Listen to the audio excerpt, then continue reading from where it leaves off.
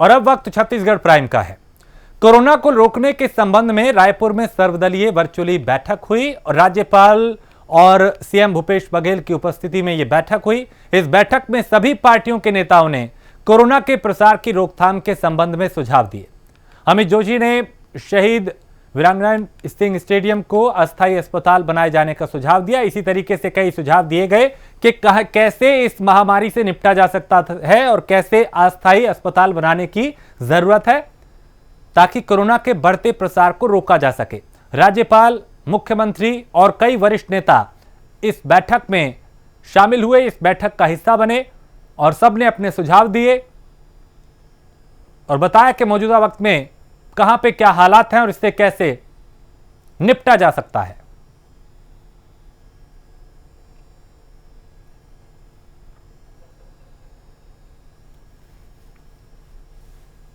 तो कोरोना को लेकर यह सर्वदलीय बैठक हुई। सुझाव तो मैंने लिखित में दे दिए हैं और कई सारे सुझाव दिए हैं, लेकिन आज स्पष्ट हो गया है कि सरकार इस मामले को लेकर बिल्कुल भी गंभीर नहीं है। प्रदेश में भारी स्वास्थ्य का संकट छाया हुआ है और सर्वदलीय बैठक में स्वास्थ्य मंत्री ही नहीं थे। उनको क्यों नहीं बुलाया गया? जिनके विभाग पे महत्वपूर्ण बैठक हुई और इस बैठक में मुख्यमंत्री, राज्यपाल और कई वरिष्ठ नेता जो हैं वो इस बैठक का हिस्सा बने, क्योंकि कोरोना एक बार फिर डराने लगा है और छत्तीसगढ़ में भी इसके मामले तेजी से सामने आ रहे हैं।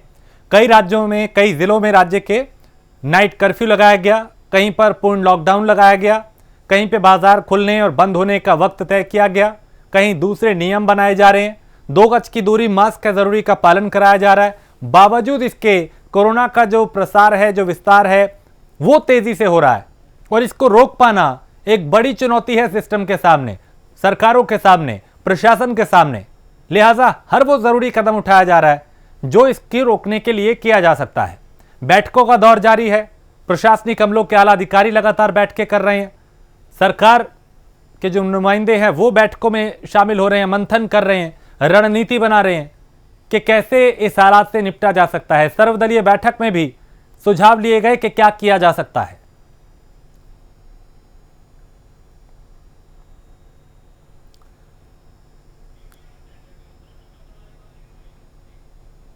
तो जिले में लगातार नए मामले जो हैं कोरोना के वो सामने आ रहे हैं। जिले में लॉकडाउन लगा दिया गया है, लेकिन लॉकडाउन के बावजूद कोरोना का जो ग्राफ है वो कम नहीं हो रहा। बेमेतरा में कुल 384 कोरोना मरीजों की पुष्टि हुई है। 3 दिन में 6 लोगों की कोरोना से मौत हुई और कोरोना के बढ़ते मामलों को लेकर बेमेतरा में लॉकडाउन की अवधि बढ़ाई जा सकती है, क्योंकि हालात अभी बेहतर नहीं हुए, हालात अभी काबू में नहीं है, स्थिति काफी डरावनी है। लिहाजा लॉकडाउन की जो अवधि है उसको यहां पे बढ़ाया जा सकता है। तो जो लोग बेवजह घरों से बाहर थे, जो लोग बिना मास्क के हैं, जो लोग नियमों की अनदेखी कर रहे हैं, पुलिस प्रशासन उनके खिलाफ कानूनी कार्रवाई भी कर रहा है, चालान काटे जा रहे हैं। अपील की जा रही है कि बेवजह घरों से बाहर ना निकलें।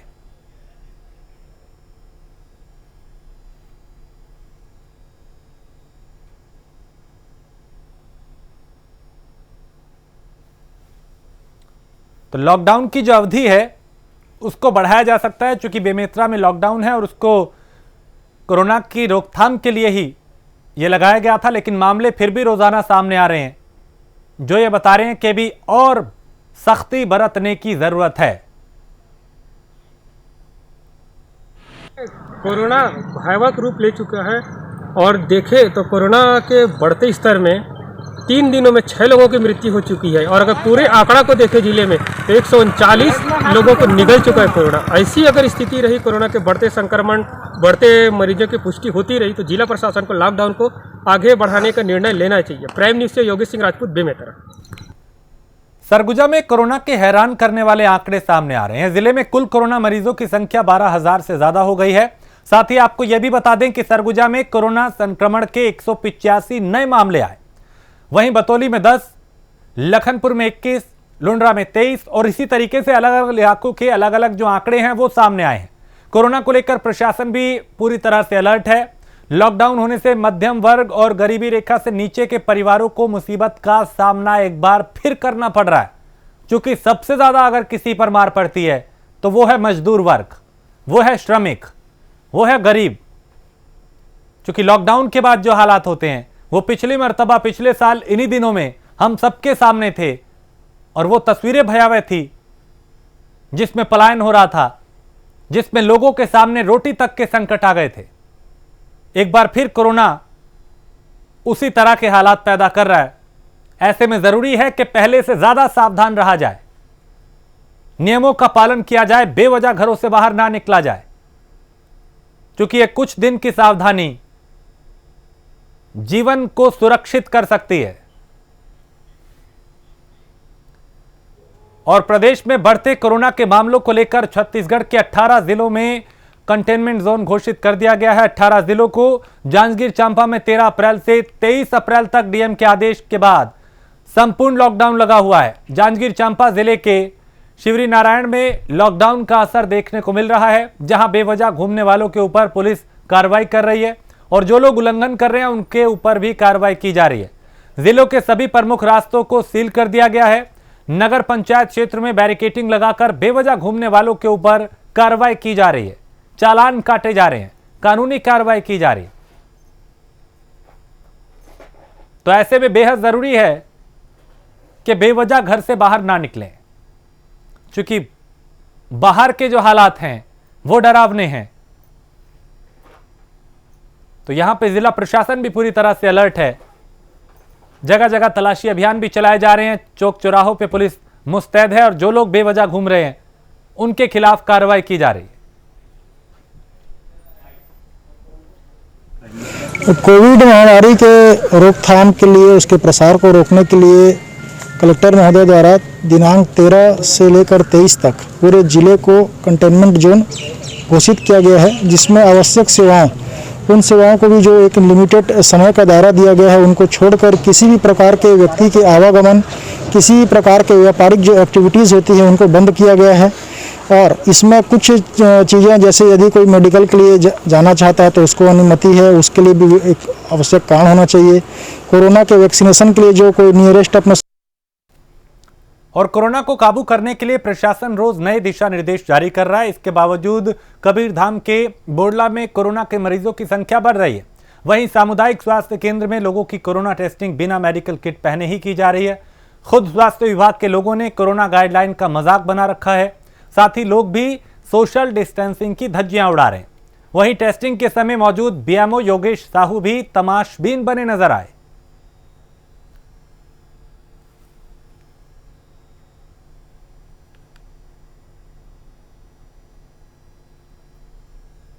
तो सामुदायिक स्वास्थ्य केंद्र की जो लापरवाही है वो सामने आई, क्योंकि यहां पे बिना मेडिकल किट के ही टेस्टिंग हो रही है, टेस्ट किए जा रहे हैं, लापरवाही बरती जा रही है।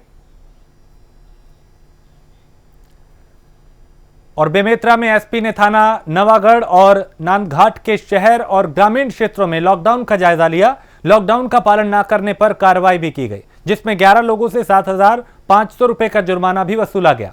चालान की कार्रवाई के बाद इन सभी लोगों को अगली बार नियम ना तोड़ने की हिदायत दी गई। एसपी ने जरूरी होने पर ही मास्क लगाकर अपने घर से बाहर निकलने की हिदायत दी। वहीं शासन प्रशासन के दिशा निर्देश का पालन करने और सैनिटाइजर का इस्तेमाल करते रहने, सोशल डिस्टेंसिंग का पालन करने, यानी 2 गज की दूरी, मास्क है जरूरी का पालन करने की अपील की जा रही है।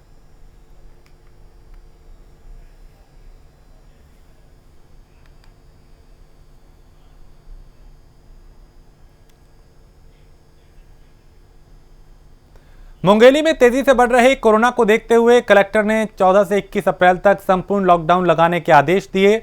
एक तरफ कोरोना की वजह से जहां लॉकडाउन लगाना बेहद जरूरी है, वहीं दूसरी तरफ रोज कमाने खाने वाले लोगों के सामने कई तरह की चुनौतियां और मुश्किलें हैं। लॉकडाउन में गरीब तबके के लोगों की आर्थिक स्थिति खराब हो जाती है। जाहिर सी बात है, चूंकि काम पूरी तरीके से ठप हो जाता है, बाहर घर से निकल नहीं सकते और कोरोना की वजह से कई दिशा निर्देश जारी किए गए हैं। इसको लेकर स्थिति और खराब हो रही है। कांग्रेस नेता ने जरूरतमंदों की मदद का ऐलान किया है। तो लॉकडाउन में आर्थिक स्थिति पैकेज बांटेंगे, क्या उद्देश्य था, क्या मकसद थी, कैसे आप शुरुआत कर रहे हैं इसकी? मैंने देखा कि कोरोना काल जो फर्स्ट स्टेज जो आया हुआ था, उससे जो अभी सेकेंड स्टेज आया है वो काफ़ी पावरफुल है, लोग इससे बहुत प्रभावित हुए हैं। तो मेरे मन में एक विचार आया कि जो पीड़ित लोग हैं, जो रोजी रोटी कमाने वाले हैं, रोज कमाने खाने वाले हैं, ऐसे लोगों की जो है हमारे छत्तीसगढ़ में बहुत सारे संख्या हैं और ऐसे लोग लॉकडाउन होने के बाद से निश्चित तौर पर प्रभावित होंगे।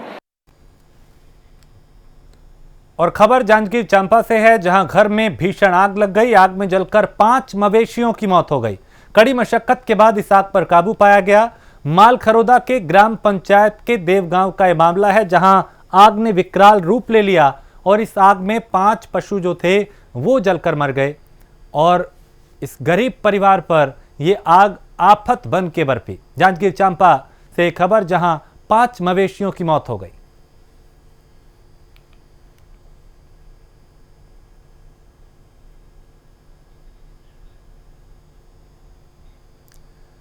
बेमेतरा में बढ़ते कोरोना को देखते हुए संपूर्ण लॉकडाउन लगा हुआ है। इस दौरान फल और सब्जी की दुकानों तक खोलने की अनुमति नहीं है। किसानों को अपने उत्पाद औने पौने दाम पर बाहरी व्यापारियों को बेचने पड़ रहे हैं। फल और सब्जी मंडी में नहीं बिकने से किसानों को आर्थिक रूप से नुकसान भी उठाना पड़ रहा है। लॉकडाउन किसानों के लिए परेशानी का सबब बन चुका है।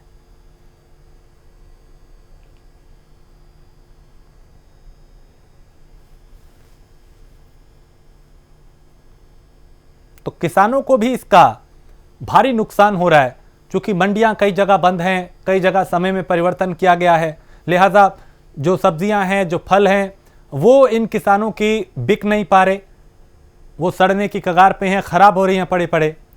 और इन किसानों के सामने भी जो कई महीनों की जो मेहनत है वो उस पर पानी फिरता हुआ नजर आ रहा है।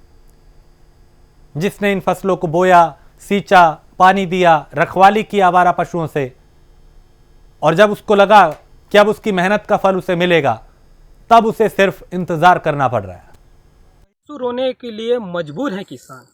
सैकड़ों एकड़ में बेमेतरा जिले में फल, सब्जी, टमाटर, अन्य प्रकार के फल और सब्जियों का खेती लगाए हैं। खेती बड़े आस और बड़े उम्मीद से किसान खेती करते हैं, ताकि उन फसलों को बेचकर अपने जीवन यापन कर सके। किसान कर्ज कर सैकड़ों एकड़ में फल और सब्जी की खेती की, लेकिन लॉकडाउन के चलते सब्जियों को भी बेचने में पाबंदी लगा दिया गया है। जी हाँ, हम बात करें अगर छत्तीसगढ़ के अधिकांश कई जिलों में लॉकडाउन लग चुका है। और जांजगीर चांपा में कलेक्टर के दिशा निर्देश का पालन कराने के लिए पुलिस विभाग ने रेलवे स्टेशन परिसर का निरीक्षण किया। इस दौरान ट्रेनों से आने वाले यात्री और प्रवासी मजदूरों का कोविड टेस्ट रिपोर्ट के संबंध में जानकारी ली गई। साथ ही कोरोना पॉजिटिव मरीजों को अस्पताल में भेजने की व्यवस्था करने के निर्देश दिए। जांच में लगे हुए कर्मचारियों को दिशा निर्देश देते हुए कहा गया कि हर आने वाले प्रवासी का कोविड टेस्ट किया जाए, उसके बाद ही उन्हें घर जाने दिया जाए और पॉजिटिव पाए जाने पर मरीज को तत्काल स्वास्थ्य विभाग को सूचना देने के लिए कहा गया है, ताकि उसको उचित इलाज मिल सके। और राजस्व की टीम, पुलिस का टीम निरंतर इस काम में भिड़ा हुआ है और सभी जगहों पर, शहर के सभी जगहों पर जाकर जांच किया गया है, और जिसमें सभी दुकानें बंद पाई गई और लोगों के द्वारा अच्छा सहयोग किया जा रहा है इसमें। और रेलवे स्टेशन के पास जो प्रवासी मजदूर हैं या फिर अन्य व्यक्ति जो ट्रेन के माध्यम से आ रहे हैं, वहाँ पर अलग से एक डॉक्टरों का टीम बनाकर वहाँ पर कैंप लगाकर उनका जांच किया जा रहा है कोविड-19 का, और नेगेटिव आने के उपरांत ही उनको घर के लिए भेज। धमतरी में पिता और दादी को मारने वाले युवक को पुलिस ने गिरफ्तार कर लिया है। बता दें कि आरोपी युवक ने मामूली बात पर अपने पिता और दादी को डंडे से पीट कर मौत के घाट उतार दिया था। मौके से इसके बाद वो फरार हुआ था। बताया जा रहा है कि आरोपी की दिमागी हालत ठीक नहीं है और घरवाले उसे कमरे में बंद रखते थे।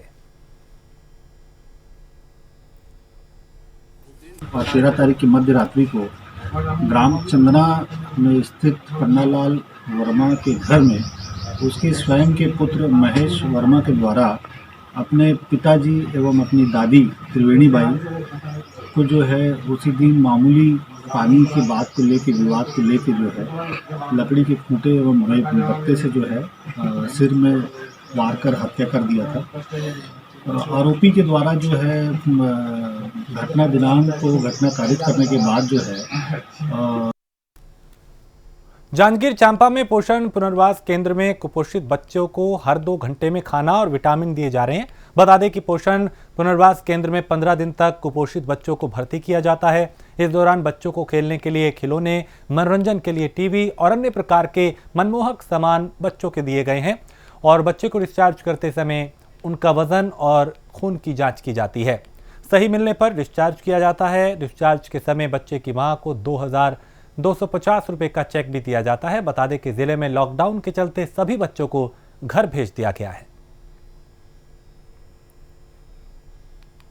तो हमारे यहाँ पोषण पुनर्वास में 7 बच्चे हैं और अभी आज से तो लॉकडाउन स्टार्ट हो रहा है, तो इसलिए शाम तक के हम लोग उनको डिस्चार्ज कर देंगे। लॉकडाउन से पहले ही उनको डिस्चार्ज कर देंगे और यहाँ पर बच्चे लोग को सही पोषित उचित आहार दिया जाता है, उचित मात्रा में आहार दिया जाता है, आहार और पोषण दिया जाता है, जिससे उन लोगों का वेट, हाइट अकॉर्डिंग वेट उन लोग का सही हो।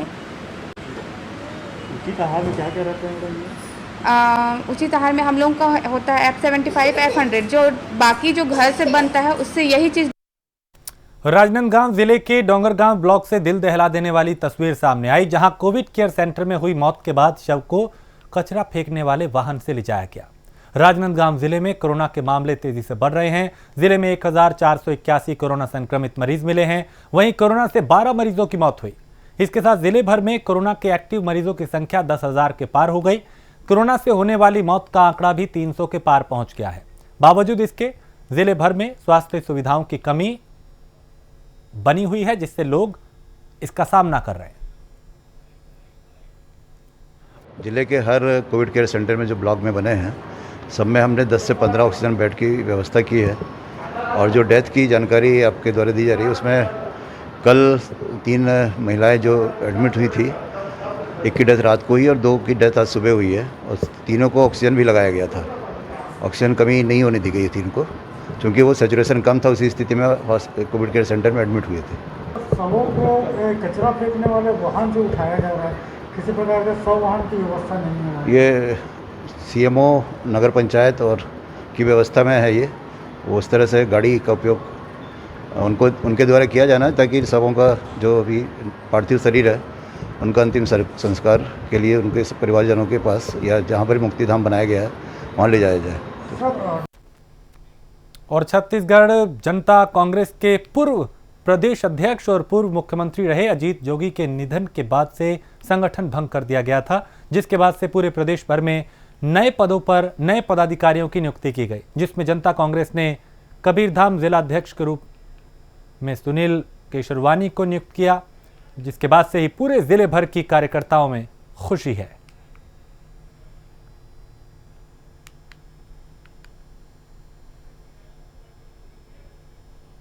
पार्टी के मुखिया अजीत जोगी जी के स्वर्गावास के बाद JCC पार्ट 2 का गठन किया गया है और यह डॉक्टर हमारे पार्टी के सुप्रीमो डॉक्टर रेणु जोगी जी, नेता प्रतिपक्ष आदरणीय धर्मजीत सिंह जी और प्रदेश के सबसे सशक्त और दमदार ताकतवर प्रदेश अध्यक्ष अमित जोगी जी के द्वारा मुझे जिलाध्यक्ष पद का दायित्व दिया गया है। मुझे पता भी नहीं था कि यह पद मुझे दिया गया है। अचानक मुझे यह खबर लगी और सबसे अधिक मैं डॉक्टर रेणु जोगी जी और नेता प्रतिपक्ष धर्मजीत सिंह जी, अमित जोगी जी को धन्यवाद ज्ञापित। पंखाजुर के उड़म गांव में बिजली की समस्या को लेकर ग्रामीणों ने SDM धनंजय नेताम को ज्ञापन सौंपा। बिजली की समस्या से पूरा गांव परेशान है, जिस पर SDM ने उचित कार्रवाई का आश्वासन दिया है। ग्रामीणों का कहना है कि बिजली पिछले 12 दिन से गांव में नहीं है, जिसके चलते उन्हें कई तरह की परेशानियों का सामना करना पड़ रहा है। तो बिजली की समस्या से ग्रामीण परेशान है, इसको लेकर उन्होंने आला अधिकारियों से शिकायत भी की है और अब उन्हें आश्वासन दिया गया है कि जल्द उनकी समस्या का समाधान कर दिया जाएगा, लेकिन कब होगा इसका इंतजार इन ग्रामीणों को है।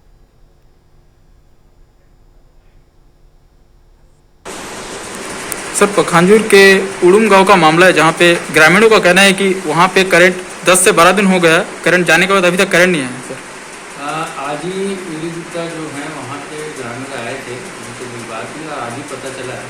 तो तो वहाँ 8-10 दिन से बिजली नहीं थी। इसके लिए आज ही हमको पत्र मिला है, तो मैं जो विद्युत विभाग के चौहान जी हैं उनसे बात करके जितना जल्दी हो सके कुछ प्रॉब्लम को सॉल्व। सर कितने दिनों में होने की संभावना है, कुछ बता पाएंगे इस विषय में? उनसे बात होने के पश्चात ही मैं बता पाऊंगा कि कितने दिन। और इसी के साथ इस बुलेटिन में फिलहाल इतना ही। देश प्रदेश की बाकी खबरों के लिए आप देखते रहिए प्राइम न्यूज़।